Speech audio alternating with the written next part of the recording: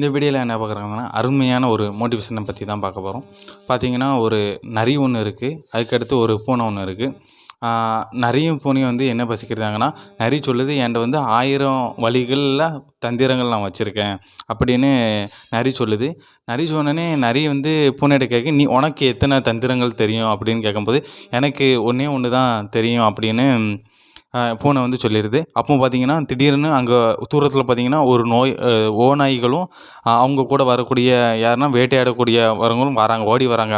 வந்து பார்த்தீங்கன்னா பூனைக்கு வந்து ஒரு தந்திரம் தெரியும்னா அது எந்த தந்திரம்னா மரத்தில் போய் ஓடி போய் ஏறிக்கிறோம். ஓடி போய் ஏறி உட்காந்தோடனே நரிக்கு வந்து 1000 தந்திரங்கள் தெரியும். ஆனால் அது என்ன பண்ணுன்னு யோசிச்சுக்கிட்டு இருக்கு. 1000 தந்திரங்கள் இருக்கு, நம்ம வந்து என்ன பண்ணால் அவங்ககிட்ட இருந்து தப்பிக்கலாம் அப்படின்னு யோசிக்கக்கூடியும் அவங்க பக்கத்தில் வந்துட்டாங்க. பக்கத்தில் வந்தோடனே நரியை வந்து என்ன செய்தாங்கன்னா பிடிச்சிருந்தாங்க. பிடிச்சோடனே நரி வந்து மாட்டி இறந்து போயிடுது. இதுலேருந்து என்ன தெரியுதுன்னு பார்த்தீங்கன்னா, நம்மளுக்கு வந்து 1000 வழிகள் இருக்கலாம், தந்திரங்கள், அதாவது 1000 தொழில்கள் தெரியலாம். ஆனால் எந்த தொழில் செஞ்சாலுமே பூனை மாதிரி இருக்கணும்.